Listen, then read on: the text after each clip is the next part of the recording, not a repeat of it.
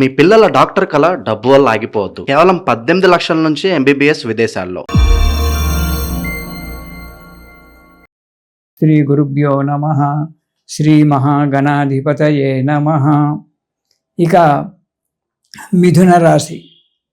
ఈ మిథున రాశి వారికి ఈ నెలలో అంటే ఆషాఢ మాసంలో అనుకున్న కార్యక్రమాలు తొందరగా నెరవేరడము, సునాయాసంగా నెరవేరడము అనేటువంటిది జరుగుతూ ఉంటుంది. నూతన వస్తువులు, ఇంట్లోకి కొత్త వస్తువులు కొనుక్కోవడము, భూములు కొనుక్కోవడము, ఇళ్ళు కొనుక్కోవడము ఇలాంటివి జరగడానికి ఆస్కారం ఉంది మిథున రాశి వారికి. వృత్తి వ్యాపారాలలో కూడా ఆశించినటువంటి యొక్క ఫలితాన్ని పొందడం జరుగుతుంది. ఆదాయం పెరుగుతుంది. ప్రయాణాలలో లాభసాటిగా ఉంటుంది. మీరు ఏ కార్యక్రమం గురించి అయితే ప్రయాణం చేస్తున్నారో ఆ ప్రయాణంలో లాభసాటిగా ఉండి అనుకూలమైనటువంటి ఒక వాతావరణము, ఆనందము, సంతోషంతో ఉంటారు. స్థిరాస్తులు, చరాస్తులు పెంచుకోవడం జరుగుతుంది.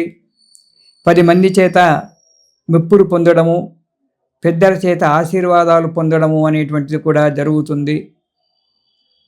కానీ కొద్దిగా అనారోగ్యంగా ఏర్పడడానికి, తలకు సంబంధించిన వ్యాధి, తలనొప్పి రావడానికి ఆస్కారం ఉంది. కాబట్టి కొద్దిగా జాగ్రత్తగా ప్రయాణాలు చేసే విషయంలో, దాని విషయంలో కొద్దిగా జాగ్రత్తగా ఉండడం చాలా మంచిది. కొద్దిగా డబ్బు కూడా ఖర్చు కావాల్సినటువంటి ఒక సమయం ఉంది. కాబట్టి ఆ ధనము ఖర్చు పెట్టేటువంటి ఒక విషయంలో మీరు తగు జాగ్రత్తగా ఉంటే మీకు అనుకూలమైన వాతావరణమే ఈ నెలలో ఉంది అని చెప్పడానికి నిస్సంకోచంగా చెప్పొచ్చు. ఇక మిథున రాశి వారికి ఈ ఆషాఢ మాసంలో మొదటి వారం కనుక చూసుకున్నట్టయితే కొద్దిగా అనారోగ్యం ఏర్పడడానికి ఆస్కారం ఉంది. సరే, అధిక ప్రయాణాలు వస్తాయి. ప్రయాణాలు చేయడం వల్ల నిద్ర లేకపోవడము, అలసట ఎక్కువగా ఉండడం వల్ల అనారోగ్యం ఏర్పడడం అనేటువంటిది జరగవచ్చు. బంధువులతో కలహాలు ఏర్పడడానికి కూడా కొద్దిగా ఆస్కారం ఉంది. ధన వ్యయము, డబ్బు అనవసరంగా ఖర్చు పెట్టడం అనేటువంటిది జరుగుతుంది. అధిక శ్రమ పడవలసి వస్తుంది. కొన్ని విషయాలకు ఎక్కువగా శ్రమ తీసుకుంటేనే కానీ ఆ కార్యక్రమాలు నెరవేరవు. కానీ వ్యాపారం చేసేటువంటి ఒక వ్యక్తులకు అభివృద్ధి చాలా మంచిగా ఉంటుంది. వ్యాపారం మంచిగా నడుస్తుంది. ఆశించినటువంటి యొక్క ఫలితాన్ని పొంది కొత్త వ్యాపారాలకై అడుగు ముందుకేయడం జరుగుతుంది. ఇక రెండవ వారం కనుక చూసుకున్నట్టయితే వృత్తి వ్యాపారాలలో మంచి లాభసాటిగా ఉంటుంది. సంఘంలో 10 మందిలో కీర్తి ప్రతిష్టలు పెరుగుతాయి. కొత్త కొత్త పనులు చేయడము, కొత్త వాటిని కనుక్కోవడము జరుగుతుంటుంది. అంతేకాకుండా ధర్మ కార్యాలలో పాల్గొనడము, దానివల్ల 10 మందికి మేలు జరగడము, మీకు మంచి పేరు రావడము జరుగుతూ ఉంటుంది.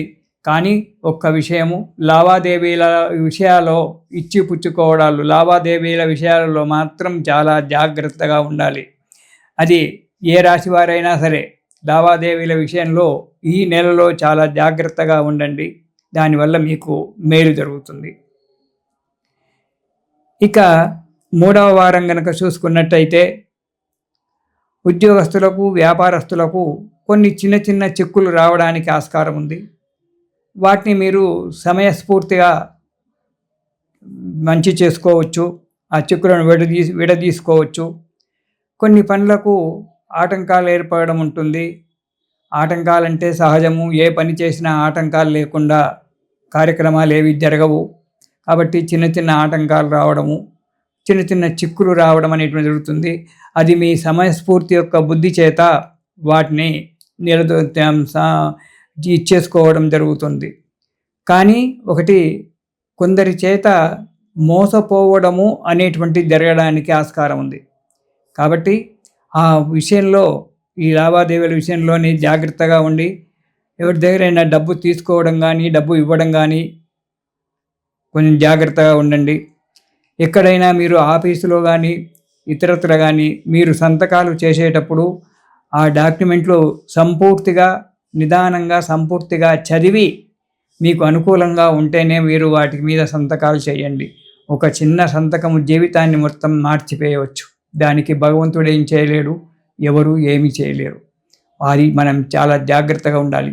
కాబట్టి ఎక్కడైనా మీరు సంతకాలు చేస్తూ ఉన్నారంటే ఆ డాక్యుమెంట్ను సంపూర్ణంగా, నిదానంగా, సంపూర్ణంగా చదివి సంతకాలు చేయండి. మావాడే కదా, వాడు అన్ని సరిచేస్తాడు అని చెప్పి అనుకోకండి. ఇక మనము 4వ వారం కనుక, ఈ ఆషాఢ మాసంలో మిథున రాశి వారికి 4వ వారం కనుక మనం చూసుకున్నట్టయితే, బుద్ధిబలం చేత, మనోధైర్యం చేత కార్యక్రమాలన్నీ కూడా నెరవేర్చుకుంటారు. అనుభవం కలిగినటువంటి ఒక పెద్దల చేత పరిచయం ఏర్పడుతుంది. దానివల్ల ఎన్నో పనులు సానుకూలంగా నెరవేరడం జరుగుతుంది. కొన్ని ఆకస్మికమైనటువంటి ఒక ప్రయాణాలు చేయడం అనేటువంటిది జరుగుతూ ఉంటుంది. ఈ ప్రయాణాల విషయంలో మాత్రం కొద్దిగా జాగ్రత్తగా ఉండడమే మంచిది ఈ కాలాన్ని బట్టి మనం చూసుకున్నట్టయితే. కాబట్టి ఈ మిథున రాశి వారు ఈ ఆషాఢ మాసంలో ప్రతిరోజు కూడా ఒకసారి విష్ణు సహస్రనామ పారాయణం చేస్తూ ఉండండి. ఆ విష్ణు సహస్రనామ పారాయణం ప్రతిరోజు చేయడం వల్ల మీకు అనుకూలమైనటువంటి ఒక వాతావరణం ఏర్పడి మీకు ఆ విష్ణుమూర్తి యొక్క ఆశీస్సులు దొరికి సుఖంగా, సంతోషంగా ఉంటారు. ఇది విష్ణుమూర్తికి శయనేకాదశి అని చెప్పి అంటారు. అంటే దక్షిణాయనం ప్రారంభం కాగానే ఈ రోజు నుంచే దక్షిణాయనం ప్రారంభం అవుతూ ఉంది. మనకు సూర్యుడు కర్కాటక రాశిలో వస్తున్నారు. కర్కాటక సంక్రమణం అంటారు. ఈ రోజు నుంచే దక్షిణాయనం అంటే ఈరోజు 18వ తారీఖు నుంచే మనకు ఈ రోజు నుంచే దక్షిణాయనం ప్రారంభమవుతుంది. ఈ దక్షిణాయనం ప్రారంభమైనటువంటి యొక్క మొదటి ఏకాదశి ఏదైతే ఉంటుందో సామాన్యంగా అది శయనేకాదశి. ఎప్పుడైతే దక్షిణాయనం ప్రారంభమవుతుందో అప్పుడు విష్ణుమూర్తి నిద్రపోతుంటాడు, పడుకుంటాడు. ఆయన పడుకుంటే ప్రపంచం నడుస్తుందా? అదేం కాదు, యోగ నిద్రలో ఉంటాడు. ఆ యోగ నిద్ర 4 గంటలు పడుకుంటాడు మహానుభావుడు. కార్తీక శుద్ధ ఏకాదశికి ఉత్తానేకాదశి అని పేరు. ఆ రోజు మేల్కొంటాడు. మార్గశిర మాసంలో వచ్చబడేటువంటి ఒక వైకుంఠ ఏకాదశి నాడు మనకు ఉత్తర ద్వారం నుంచి స్వామివారు దర్శనమిస్తారు. లేవగానే ఎంబడి దర్శనం ఇవ్వడు స్వామివారు కార్తీక మాసంలో. ఆ ఉత్తానేకాదశి పక్క మించి లేస్తాడు. లేచి శుభ్రం కావాలి, ఫ్రెష్ అయిపోయి అప్పుడు వచ్చి మనకు మార్గశిర శుద్ధ ఏకాదశి లేకుంటే ఎప్పుడో ఆ వైకుంఠ ఏకాదశి ఎప్పుడు వస్తుందో ఆ వైకుంఠ ఏకాదశి నాడు స్వామివారు మనకు ఉత్తర ద్వారం గుండా దర్శనమిస్తాడు. ఈ చాతుర్మాస్యాలు ప్రారంభమైనప్పటి నుంచి ఈ తొలి ఏకాదశి నాటి నుంచి విష్ణు పూజ చేసుకోవడం చాలా మంచిది. దేవతలంతా కూడా నిద్రపోతూ ఉంటారు. పూర్వకాలంలో అయితే ఈ దక్షిణాయనంలో ఏ కార్యక్రమాలు చేసేటువంటి వారు కాదు. చాలా మటుకు తప్పని పరిస్థితుల్లోనే చేసేవారు, భగవంతుడు నిద్రపోయినాడని చెప్పి. అయితే ఈ దక్షిణాయనంలో మనము రేపు తొలి ఏకాదశి నుంచి విష్ణుమూర్తి యొక్క ఆరాధన చేసుకోవడం చాలా మంచిది. స్వామివారికి తొలి ఏకాదశి నాడు పొద్దున్నే తలంటి స్నానం చేసుకొని విష్ణుమూర్తి యొక్క విగ్రహాన్ని పూజ చేసుకొని స్వామివారికి ఈ ఒక రోజులు మీకు 4 నెలలు వీలు కాకపోతే నెల రోజులు కూడా వీలు కాకపోతే ఒక్కరోజు ఒక వారము ఆ స్వామివారికి అష్టోత్తర నామాలు చెప్తూ తులసీ దళాల చేత పూజ చేయండి. ఎప్పుడైతే మనం స్వామివారు సేవించినారో తులసీ దళాల చేత గనక మనం స్వామివారికి విష్ణుమూర్తికి గనక మనం సేవ చేసుకున్నట్టయితే కార్యక్రమాలన్నీ కూడా మనకు నెరవేరుతాయి. ఇది మనము ఆషాఢ శుద్ధ ఏకాదశి నుంచి మనకు చాతుర్మాస్యాలు ప్రారంభమవుతాయి. ఆ తర్వాత పౌర్ణిమ రోజు గురు పౌర్ణిమ అనేటువంటిది వస్తుంది. ఆ రోజు వ్యాస భగవానుడు పుట్టినరోజని కొందరంటారు, భారతం రాసిన రోజని కొందరంటారు. ఏది ఏమైనా ఆ రోజు స్వామివారికి ఆ వ్యాసమూర్తికి మనము పూజ చేసుకోవాలి. అన్నిటికంటే ముఖ్యమైనటువంటిది మన తెలంగాణలో పండుగ ఆషాఢ మాసంలో అందరికీ తెలుసు, బోనాల పండుగ. అంటే అమ్మవారు ఈ ఆషాఢ మాసంలో భూమి మీద తిరుగుతూ ఉంటుందట. ఆషాఢస్య ప్రథమ దివసే అని చెప్తుంటారు. భూమి మీద తిరుగుతూ ఉంటుంది. కాబట్టి ఈమెకు ఈ ఆషాఢ మాసంలో భూమి అంతా కూడా పులకరించి ఉంటుంది. కాబట్టి ఆషాఢ మాసంలో అమ్మవారికి బోనము అంటే నైవేద్యం పెట్టడం అనేటువంటిది జరగాలి. ఆమె సంతోషపడుతుంది. భూమి మీదకి వచ్చింది కాబట్టి అమ్మవారు ఆమెకు ఈ ఆదివారము, గురువారము, ప్రతివారము ఎవరెవరి యొక్క సాంప్రదాయాలను బట్టి ఆ రోజు అమ్మవారికి పాయసాన్నము నైవేద్యం పెట్టి ఆమెను తృప్తిపరిచినట్టయితే సంవత్సరం అంతా కూడా మనం సుఖంగా ఉంటామని చెప్పి మన తెలంగాణలో ఉన్నటువంటి ఒక ముఖ్యమైనటువంటి ఒక ఆచారము. చాలా పెద్ద పండుగ ఇది, అమ్మవారి యొక్క పండుగ మన తెలంగాణ రాష్ట్రంలో.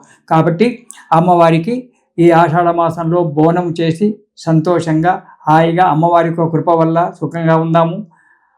తర్వాత తొలి ఏకాదశి, ఆ తర్వాత గురు పౌర్ణిమ, ఇలాంటి కార్యక్రమాలన్నీ కూడా చేసుకొని ఈ పండుగ నిలబెట్టుకుందాము. తిరిగి వచ్చే పండుగలు శ్రావణ మాసం నుంచి మనకు చాలా పెద్ద పండుగలు ప్రారంభమవుతుంటాయి. అప్పుడు కలుసుకుందాము. ఇది శుభం.